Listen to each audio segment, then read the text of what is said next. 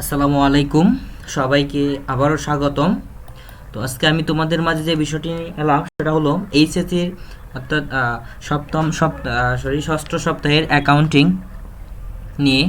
অর্থাৎ আজকে তোমাদের হলো চতুর্থ অ্যাসাইনমেন্ট, অর্থাৎ আমি 4 নাম্বার যে অ্যাসাইনমেন্টটা তোমাদের হিসাব বিজ্ঞানের দেওয়া হয়েছে সেটা আমি আজকে তোমাদেরকে সলিউশন করাবো। তাহলে অর্থাৎ আমাদের যে এটা হলো তোমার হিসাব বিজ্ঞানের দ্বিতীয় পত্রের যে আমাদের যৌথ মূলধনী কোম্পানির শেয়ার ইস্যুর যে অঙ্কটা, সেটা হলো আজকে আমরা যেটা করবো সেটা হলো তোমার শেয়ার ইস্যু থেকে অঙ্কটা দেওয়া হয়েছে এই অ্যাসাইনমেন্টটা। অর্থাৎ 4 নাম্বার অ্যাসাইনমেন্টটা হলো তোমাদের যৌথ মূলধনী কোম্পানির মূলধন এখান থেকে। তো আমরা এখানে যে অধ্যায়গুলোতে আমরা অঙ্ক করেছি সেগুলো হলো যে শেয়ারের। তো আমরা জানি শেয়ারটা মূলত তিনভাবে বিক্রয় থেকে, একটা হলো সমহারে, অধিহার আর হলো অবহার। তো আজকে তোমাদের এখানে যে সৃজনশীলটা দেওয়া আছে এই সৃজনশীলে অর্থাৎ তিনভাবেই শেয়ার ক্রয়টা দেওয়া আছে, সমহারে পাবে, অধিহার এবং অবহার, অর্থাৎ তিনটা নিয়ম মিলে বা পদ্ধতি নিয়েই কিন্তু তোমাদের এই সৃজনশীলটা দেওয়া হয়েছে। তো সৃজনশীলটা আমি এখন তোমাদেরকে আগে যে উদ্দীপকটা দেওয়া আছে, প্রশ্নগুলো আছে, সেগুলো আগে আমি প্রথমেই পড়ব। তো তোমরা যদি লেখাগুলো যদি প্রশ্নটা না বোঝা যায় তাহলে তোমাদের হাতে যে প্রশ্ন আছে সেখান থেকে আমার সাথে দেখে মিলিয়ে নাও। আর একটা কথা হলো অঙ্কটা একদম ইজি, অর্থাৎ আমি উদ্দীপক পড়ার সাথে সাথে আশা করি অনেকেই তোমরা নিজেরাই করতে পারবে ইনশাল্লাহ। তাহলে চলো আমাদের মূল আলোচনায় যাওয়া যাক। তাহলে আগে প্রথমে আমরা উদ্দীপকটা পড়ে নিই। দেখো কি বলছে, পদ্মা লিমিটেড, মেঘনা লিমিটেড, যমুনা লিমিটেড, অর্থাৎ এখানে তিনটা প্রতিষ্ঠান, একটা হচ্ছে পদ্মা, একটা মেঘনা আর একটা হলো যমুনা। 1994 সালের কোম্পানি আইন অনুযায়ী গঠিত তিনটি পৃথক কোম্পানি। আমরা জানি কোম্পানি প্রতিষ্ঠানগুলো অর্থাৎ মূলত 1994 সালের আইন দ্বারাই কিন্তু পরিচালনা হয়। তো এরপর দেখো কি বলছে, প্রতিটি কোম্পানি অনুমোদিত মূলধন হলো 10 লক্ষ টাকা। তাহলে দেখো এই একটা গুরুত্বপূর্ণ বিষয়, অর্থাৎ এই কোম্পানির মূলধন হলো 10 লক্ষ টাকা, যা 10 টাকা মূল্যের 1 লক্ষ শেয়ারে বিভক্ত। অর্থাৎ এই কোম্পানির শেয়ার সংখ্যা হলো 1 লক্ষ, 10 টাকা করে বিক্রয়, অর্থাৎ এক একটা শেয়ারের মূল্য হলো 10 টাকা, তাহলে 10 লক্ষ টাকা হবে। তাহলে অনুমোদিত শেয়ার হলো 1 লক্ষ, 10 টাকা করে 10 লক্ষ টাকা। ওকে, এরপরে যে দেখো কি বলছে, পদ্মা লিমিটেড অনুমোদিত মূলধনের 40% সমহারে, দেখো কোন লিমিটেড বলছে, কিন্তু এখানে কিন্তু তিনটা, পদ্মা, মেঘনা, যমুনা। তো তোমাকে পদ্মাটা বলছে প্রথমে। তো পদ্মা লিমিটেড অনুমোদিত মূলধনের 40% সমহারে, অর্থাৎ 40% হলো 1 লক্ষ শেয়ার আছে, এটার 40%, তাহলে সমহারে শেয়ার আসবে তোমার 1 লক্ষর 40% হবে 40,000, তাহলে সমহারে শেয়ার বিক্রি করবে 40,000। আচ্ছা, পরে দেখো কি বলছে, মেঘনা লিমিটেড 2 টাকা অধিহারে, দেখো আগেরটা ছিল সমহারে, এখন একটা মেঘনা বলছে সে অধিহারে, 2 টাকা অধিহারে, তার মানে দেখো শেয়ারের দাম হলো 10 টাকা, আর ওই মেঘনা তোমাকে বলছে 2 টাকা অধিহারে, তার মানে এক একটা শেয়ারের দাম হবে 12 টাকা। অনুমোদিত মূলধনের 50%, তাহলে দেখো অনুমোদিত মূলধনের কত পার্সেন্ট, 50%, তাহলে অনুমোদিত মূলধন আছে কত আমাদের 10 লক্ষ, তাহলে 10 লক্ষর 50% হবে আমাদের 5 লক্ষ, অর্থাৎ 5 লক্ষ বলতে পারে আমাদের যে অনুমোদিত শেয়ারগুলো যে আছে, আমাদের অনুমোদিত শেয়ার আছে কত 1 লক্ষ, 1 লক্ষর অর্ধেক শেয়ার, অর্থাৎ আমাদের আসবে তোমার 50,000 শেয়ার। তো অধিহারে হবে 50,000 শেয়ার বিক্রি করবে 2 টাকা করে। আচ্ছা, এবং যমুনা লিমিটেড 1 টাকা অবহারে অনুমোদিত মূলধন। আচ্ছা দেখো ওরা কীভাবে বিক্রি করবে, 1 টাকা অবহারে, তাহলে যমুনা প্রথমে বললাম আমরা পদ্মা হলো সমহারে, মেঘনা হলো অধিহারে, কয় টাকা অধিহার, 2 টাকা অধিহারে 50%, মানে 50,000 শেয়ার, আর যমুনা হলো 1 টাকা অবহারে, তার মানে 9 টাকা করে, আমাদের শেয়ারের দাম ছিল 10 টাকা, সো 1 টাকা অবহারে হলে 9 টাকা করে সে বিক্রি করবে। আচ্ছা, এটা কি করলো, যে মূলধনের 30% ইস্যু করলো, অর্থাৎ 30% বলতে যদি আমরা টাকা যদি বের করি তাহলে 10 লক্ষর 30% যেটা আসবে আমার সেটা, আর যদি আমাদের শেয়ার থেকে বের করতে চাই তাহলে আমাদের শেয়ার আছে আমাদের 1 লক্ষ 30% আসবে 30,000 শেয়ার, ঠিক আছে। তো 30,000 শেয়ার, তো প্রতিটি কোম্পানির ইস্যুকৃত শেয়ারের বিপরীতে এখন দেখো কি বলছে, তাহলে দেখো আমাদের টোটাল কি দাঁড়াইলো, অনুমোদিত মূলধন প্রথমটা সমহারে বিক্রি করবে 40,000 শেয়ার, অধিহারে 50,000, আর অবহারে হইতেছে আমাদের 30,000। এই হইতেছে আমাদের তিনটা শেয়ার। এরপরে বলছে নিচের কি লেখাটা বলছে, এটা দেখো যে প্রতিটি কোম্পানির ইস্যুকৃত শেয়ারের বিপরীতে 20% অতিরিক্ত আবেদন পেল। অর্থাৎ আমাদের এখানে সমহার, অধিহার এবং অবহার প্রত্যেক যে আমাদের ইস্যুকৃত, এগুলো কিন্তু ছিল ইস্যুকৃত শেয়ার। এখন এগুলোর থেকে আমরা প্রত্যেকবার, অর্থাৎ আমাদের এখানে শেয়ারগুলো আমরা এখানে যত বের করছি, তো এই সবগুলো তার সমহারে এখানে 40,000 আছে, এটার 20% বেশি পেয়েছি। তাহলে আমরা এটার 20% করতে হবে। তারপরে আমাদের বলছে যে যখন অধিহারের অঙ্কটা করবা তখনও ইস্যুকৃত থেকে, অর্থাৎ 50,000 আমরা বলছিলাম এটার আরও 20% করবা। আবার অবহারের আসছিল 30,000 শেয়ার, ওইটার 20% করলে, অর্থাৎ যখন আমরা অঙ্কতে যাবো, এটা পরবর্তীতে আমাদের অঙ্কটা একটু দেখা দিব না। এরপরে কি বলছে দেখো, প্রতিটি কোম্পানি যথারীতি ইস্যুকৃত শেয়ারগুলো আবেদনকারীর মধ্যে বন্টন করলো এবং আবেদনের অতিরিক্ত আবেদনের টাকা তাদেরকে শেয়ার দেওয়া সম্ভব হয়নি, তাদেরকে ফেরত দেওয়া হলো। অর্থাৎ অতিরিক্ত আমাদের ইস্যুকৃত যদি আবেদনটা বেশি হয়, আমরা জানি কখনো যদি ইস্যুকৃত থেকে আবেদনটা যদি বেশি হয়ে যায়, তাহলে আবেদনের অর্থাৎ অতিরিক্ত শেয়ারগুলো আবার তাদেরকে ফেরত দিয়ে দিতে হয়। ঠিক আছে, ওটা আর কি বললো। এরপর আরেকটা কথা কি বলছে দেখো, যমুনা লিমিটেড ভূমি ও দালান কোটা ক্রয়ের বিপরীতে, তো ভূমি এবং দালান কোটা ক্রয়ের বিপরীতে কি করছে, ওরা অনুমোদিত মূলধনের 20% ইস্যু করলো।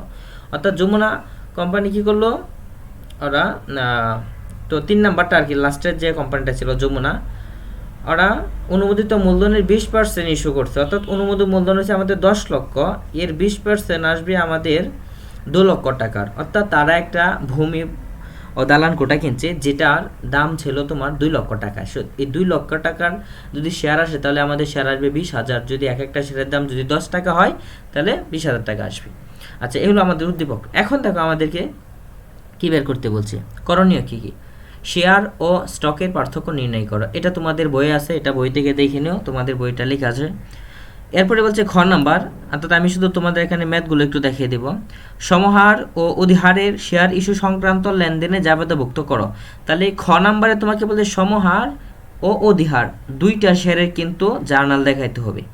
ওকে, আর গ নাম্বারে বলছে তো শুধু তোমাদেরকে যে যমুনা লিমিটেড শেয়ার ইস্যু সংক্রান্ত লেনদেন জাবেদাভুক্ত করো। তো গ নাম্বারে শুধু বলছে যমুনা কোম্পানির যে লেনদেনগুলো ইস্যু সংক্রান্ত জার্নাল হয়েছে সেগুলো দিতে হবে। আর ঘ নাম্বারে বলছে সকল কোম্পানির ব্যাংক হিসাব পৃথকভাবে প্রস্তুত করো। প্রত্যেকটা ব্যাংকের ব্যাংক হিসাব প্রস্তুত করতে হবে তোমাকে। ওকে, তাহলে ব্যাংক হিসাব করতে তোমার এখানে 3টা কোম্পানি, 3টার জন্য 3টা ব্যাংক হিসাব করবা। পদ্মা লিমিটেডের জন্য একটা, মেঘনার জন্য একটা, যমুনার জন্য একটা, 3টা। আর সকল কোম্পানির পৃথকভাবে আর্থিক অবস্থার বিবরণী প্রস্তুত করো। তাহলে 3টার জন্য 3টা আর্থিক অবস্থার বিবরণী করতে হবে। এই হলো আমাদের প্রশ্নটা। তো এখন আমাদের সলিউশনে যাই। তাহলে প্রথমে আমাদের দেখো, এটা হচ্ছে আমাদের কভার পেজ, এটা তো জানো এটা কিভাবে লিখবা। ঠিক আছে, অর্থাৎ অ্যাসাইনমেন্ট নং 4, এটা হলো শিরোনাম, অর্থাৎ অ্যাসাইনমেন্টের শিরোনাম হবে কিন্তু এটা। আর ক্রমিক নং এভাবে লিখে নিবা। এগুলো কিন্তু কখন কিন্তু ভিতরে আমরা ইউজ করি নাই। ঠিক আছে, জাস্ট এখানে তোমাকে বোঝানোর জন্য আমি এখানে লিখে দিলাম। তো দেখো, এটা হচ্ছে প্রশ্নগুলো আর কি, যেগুলো তোমাদেরকে করতে বলছে, এগুলো কিন্তু ভিতরে কিন্তু কখন ইউজ করবে না।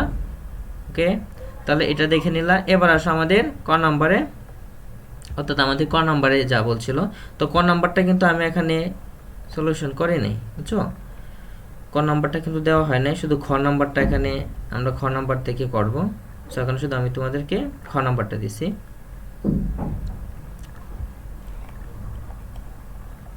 ওকে, তাহলে চলো আমাদের খ নাম্বারটা করা যাক। তো খ নাম্বারটা আমাদের ছিল,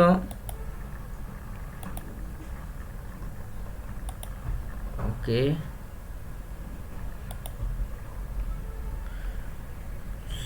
খ নম্বরটা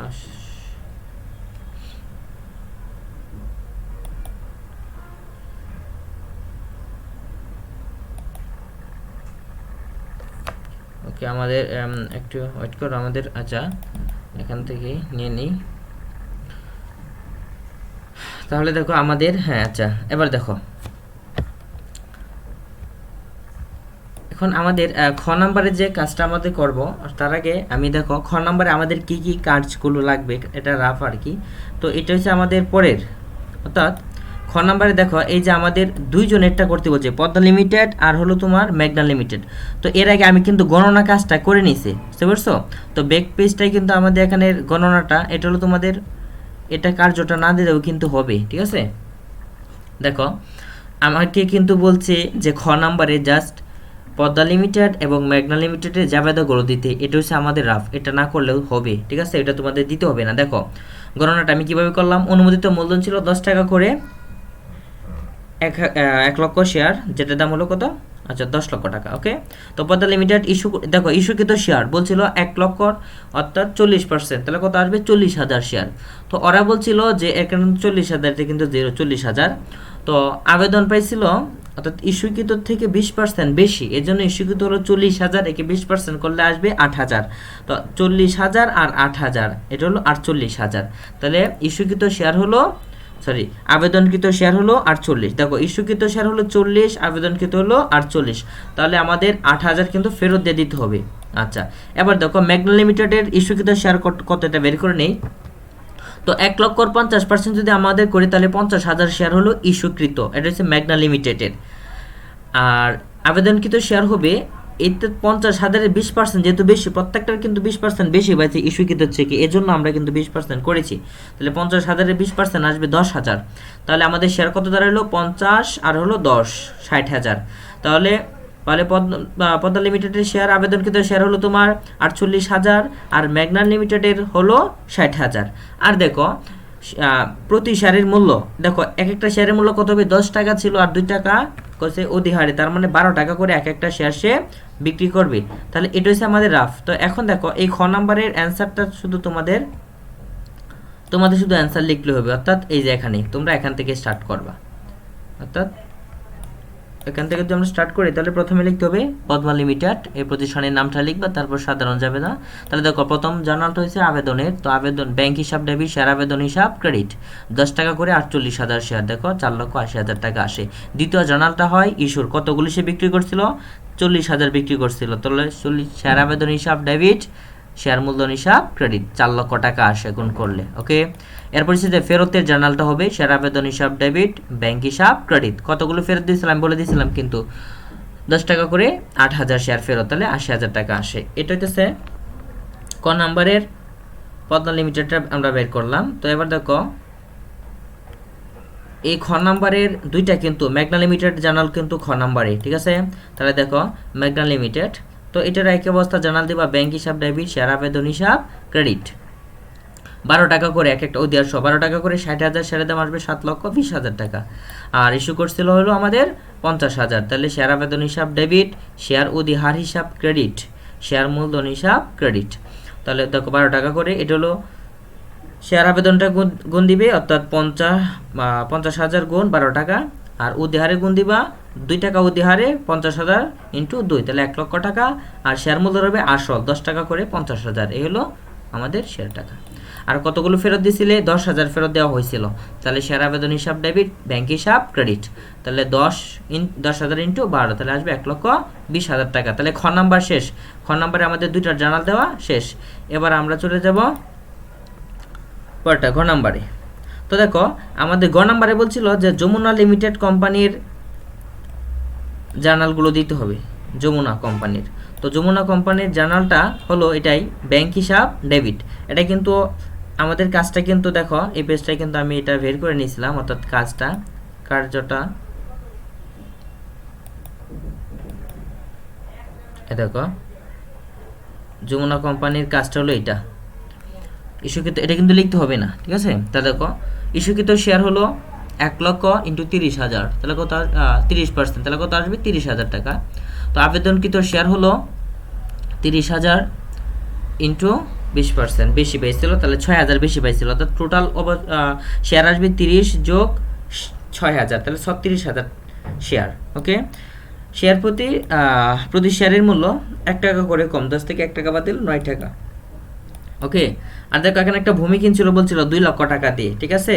তো এটা শেয়ার সংখ্যা কত, 2 লক্ষ ভাগ এক একটা শেয়ারের দাম হলো 10 টাকা, তাহলে আমরা ভাগ করলে 20,000 শেয়ার। তাহলে এই অবহারের ভিতরে আমাদের শেয়ার আসতে আছে 30,000 ইস্যুকৃত, আর ভূমির মধ্যে আসতেছে আমাদের কত 20,000 শেয়ার। ওকে, তাহলে এবার চলো, এটা কিন্তু রাফ, এটা আমাদের লিখতে হবে না, তোমরা লিখবা এই যে এটা, অর্থাৎ শুধুমাত্র জার্নালগুলি লিখবা, এখানের ওইটা রাফটা লেখার প্রয়োজন নাই, শুধু এটা লিখবা। দেখো যমুনা লিমিটেড লিখে সাধারণ জন, প্রথমে হচ্ছে ব্যাংক হিসাব ডেবিট, শেয়ার আবেদন হিসাব ক্রেডিট, 9 টাকা করে 36,000 শেয়ার, 3,24,000 টাকা আসলো। পরের জার্নাল শেয়ার আবেদন হিসাব ডেবিট, শেয়ার অবহার হিসাব ডেবিট, শেয়ার মূলধন হিসাব ক্রেডিট। তাহলে এই দুইটা অর্থাৎ 10 টাকা করে 30,000 শেয়ার আসবে, 3 লক্ষ, আর অবহার হলো 1 টাকা করে 30,000 30,000, আর শেয়ার আবেদন 9 টাকা করে 30,000। পরে জার্নাল রয়েছে আমাদের কতগুলি শেয়ার আমরা ফেরত দিয়ে দিয়েছিলাম, শেয়ার আবেদন হিসাব ডেবিট, ব্যাংক হিসাব ক্রেডিট, 9 টাকা করে 6,000 শেয়ার ফেরত দেওয়া হয়েছিল, 54,000 টাকা। আর একটা কি করছিল, ভূমি ক্রয় করছিল না, এর জন্য ভূমি হিসাব ডেবিট, ভূমি ও দালান কোটা এখানে লিখতে পারো, ভূমি ও দালান কোটা হিসাব ডেবিট 2 লক্ষ টাকা, এখানে ভূমি ও দালান কোটা হিসাব লিখে দিতে পারো। ওকে, তো ভূমি ও দালান কোটা লিখে দিও, ভূমি ও দালান কোটা হিসাব ডেবিট, শেয়ার মূলধন হিসাব ক্রেডিট, কত টাকা, 2 লক্ষ টাকা। এই হইতেছে আমাদের, অর্থাৎ এটা হলো আমাদের গ নাম্বারের অ্যান্সার, কিন্তু এতটুকু, এটা আমাদের গ নাম্বারের অ্যান্সার লিখছি আমি, আবার এখানে দেখিয়ে দিই তোমাদেরকে, এটা হলো গ নাম্বারের অ্যান্সার। ওকে, তো এবার চলে যাও আমাদের ঘ নাম্বারে।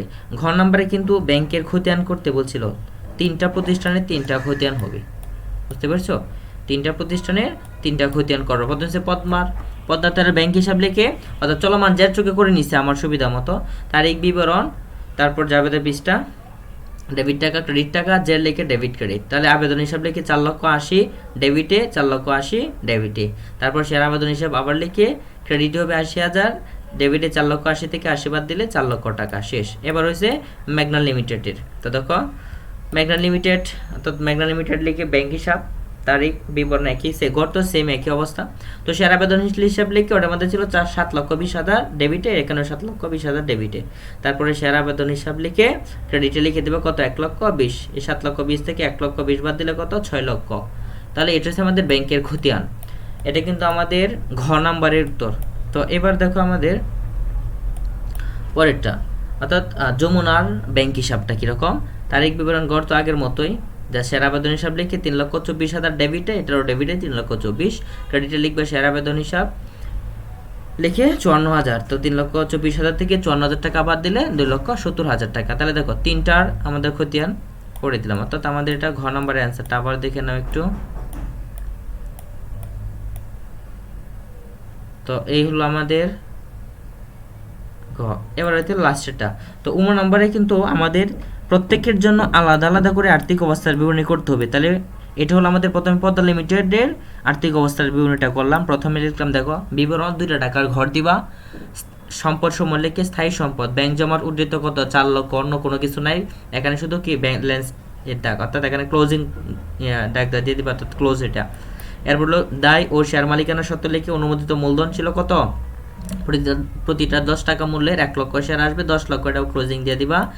ইস্যুকৃত বিলিখিত আদায়কৃত করা হয়েছিল কত, প্রতিটি 10 টাকা মূল্যে 40,000 শেয়ার, 4 লক্ষ টাকা আসবে। তাহলে আমাদের এটা হচ্ছে পদ্মা লিমিটেড আর্থিক অবস্থার বিবরণী, এটা শেষ। এবার চলে যাও পরেরটা, মেঘনার আর্থিক অবস্থার বিবরণীটা করি। ঘর আগেরটার মতো বিবরণ, 2টা টাকার ঘর দিবা, সম্পদ সমূহ লিখে চলতি সম্পদ, ব্যাংক জমার উদ্ধৃত 6 লক্ষ শেষ। এরপর হচ্ছে দায় এবং শেয়ার মালিকানা সত্ত্ব লিখে অনুমোদিত মূলধনটা লিখবা, যে প্রতিটা 10 টাকা মূল্যের 1 লক্ষ শেয়ার কত আসবে, 10 লক্ষ টাকা ব্যালেন্স দিয়ে দিবা। ইস্যুকৃত বিলিখিত আদায়কৃত কত, 10 টাকা ধরে 50,000 শেয়ার, এটা প্রথম করে লিখবা, কারণ এটা আমাদের কিন্তু অধিহার ছিল, অর্থাৎ ম্যাগনো কোম্পানি কিন্তু অধিহারের, এজন্য আমাদের অধিহারটা কি করতে হবে, যোগ করতে হবে 6 লক্ষ। দেখো দায় এবং ইস্যুকৃত বিলিখিত আদায়কৃত 6 লক্ষ আমাদের, এবং কি সম্পদও কিন্তু 6 লক্ষ, দুই পাশ কিন্তু আমাদের মিলছে, ঠিক আছে। তাহলে এটা আমাদের চলে গেল মেঘনা। এবার হলো লাস্টেরটা আমাদের, যেটা হলো যমুনারটা দেখো। তাহলে যমুনার একই অবস্থা, যমুনা লিমিটেড লিখে আর্থিক অবস্থার বিবরণী লিখবা, বিবরণ টাকা। প্রথমে হলো দেখো যমুনাতে কিন্তু আমাদের স্থায়ী সম্পদ ছিল, ঠিক আছে, এর জন্য আমি লিখে নিলাম স্থায়ী সম্পদ, ভূমি ও দালান কোটা। তোমরা জাস্ট আমার এখানে একটু লেখাটা মিশন নেই, ভূমি ও দালান কোটা লিখে নিও, ওকে। ভূমি ও দালান কোটা লিখবা, 2 লক্ষ টাকা, এটা হলো স্থায়ী সম্পদ। এবার আছে চলতি সম্পদ, আছে কি ব্যাংক জমার উদ্ধৃত 2,70,000 ছিল। এই ব্যালেন্সগুলো কিন্তু আমি ওই যে ব্যাংকের খতিয়ান থেকে এনেছি, প্লাস করতে হবে ওভারের টাকাটা ছিল 30,000, তাহলে কত আসবে, 3 লক্ষ আর 2 লক্ষ 5 লক্ষ টাকা, ওকে। আচ্ছা, দায় ও শেয়ার মালিকানা সত্ত্ব অনুমোদিত মূলধন 10 টাকা করে 1 লক্ষ শেয়ার আসবে 10 লক্ষ ইস্যুকৃত বিলিখিত আদায়কৃত। দেখো এখানে কিন্তু প্রতিটা 10 টাকা মূল্যে 30,000 আসবে 3 লক্ষ, আর ওই যে ভূমি এবং দালান কোটা কিনছিল 10 টাকা মূল্যে 20,000 সাথে আসে কত 2 লক্ষ টাকা, দুইটা যোগ করলে আসবে কত 5 লক্ষ টাকা। ঠিক আছে, তাহলে এই হলো আমাদের। তো ঠিক আছে, সবাই তাহলে ভালো থাকো, সুস্থ থাকো। আজকে এ পর্যন্তই।